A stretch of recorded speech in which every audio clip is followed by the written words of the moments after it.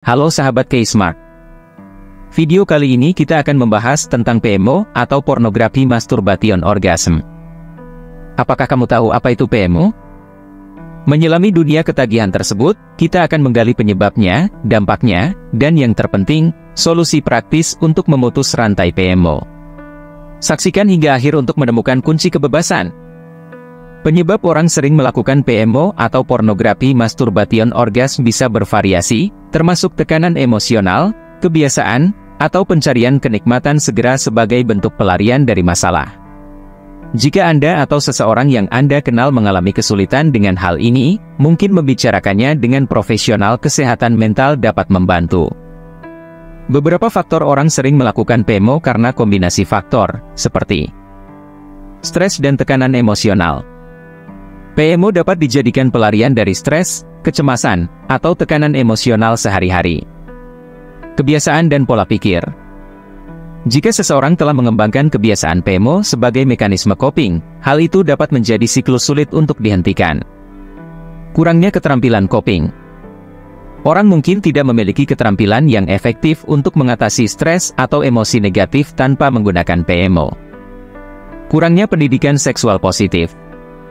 Pendidikan seksual yang kurang memadai dapat menyebabkan kurangnya pemahaman tentang hubungan seksual yang sehat, mendorong orang mencari pemahaman dari media yang mungkin tidak realistis. Faktor hormonal dan biologis. Aspek biologis, seperti dorongan hormonal, juga dapat mempengaruhi kecenderungan seseorang melakukan PMO. Penting untuk diingat bahwa setiap individu unik, dan penyebabnya dapat bervariasi. Jika PMO menjadi masalah, mendiskusikannya dengan profesional kesehatan dapat membantu menemukan solusi yang sesuai. Adapun dampak serius pada pelaku PMO. Kegiatan PMO, atau pornografi, masturbasi, dan onani, dapat memiliki dampak serius pada kesehatan mental dan emosional seseorang. Hal ini dapat memicu perasaan bersalah, rendah diri, dan gangguan kepercayaan diri. Selain itu, kebiasaan ini juga dapat memengaruhi hubungan interpersonal dan kinerja sehari-hari. Penting untuk menyadari dampak negatif ini dan mencari dukungan jika diperlukan. Terkait kegiatan PMO, dampak serius dapat mencakup gangguan kesehatan mental. Kegiatan ini dapat menyebabkan perasaan bersalah, kecemasan, dan depresi. Orang mungkin merasa kehilangan kontrol terhadap perilaku mereka, yang dapat merugikan kesehatan mental mereka. Gangguan kesehatan seksual. Frekuensi tinggi PMO dapat mengakibatkan disfungsi ereksi pada pria dan gangguan fungsi seksual pada wanita. Overstimulasi dengan materi pornografi juga dapat menyebabkan ketidakmampuan untuk merespons rangsangan seksual normal. Rendahnya kepercayaan diri. Ketergantungan pada PMO dapat merusak kepercayaan diri dan citra tubuh seseorang. Hal ini bisa mempengaruhi hubungan pribadi dan sosial mereka. Isolasi sosial. Orang yang sering terlibat dalam PMO mungkin cenderung mengisolasi diri, mengurangi keterlibatan sosial, dan kesempatan untuk membangun hubungan yang sehat. Gangguan hubungan.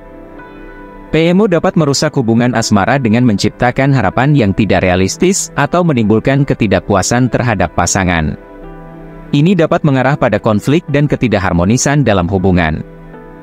Gangguan kinerja.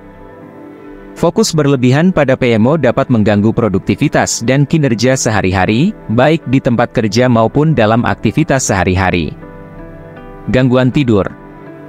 Kegiatan ini seringkali terkait dengan kebiasaan yang merugikan tidur, seperti begadang untuk menonton konten pornografi, yang pada gilirannya dapat mengganggu pola tidur normal. Penting untuk diingat bahwa setiap individu berbeda, dan dampaknya dapat bervariasi. Jika seseorang merasa terganggu oleh kebiasaan ini, mencari bantuan profesional atau dukungan sosial dapat menjadi langkah yang penting untuk perubahan positif.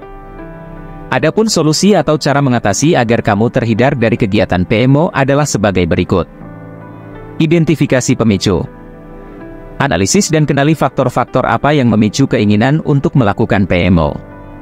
Ini bisa termasuk situasi, emosi tertentu, atau kegiatan tertentu. Dengan menyadari pemicu-pemicu ini, Anda dapat mengambil langkah-langkah untuk menghindarinya atau mengatasinya. Atur waktu online.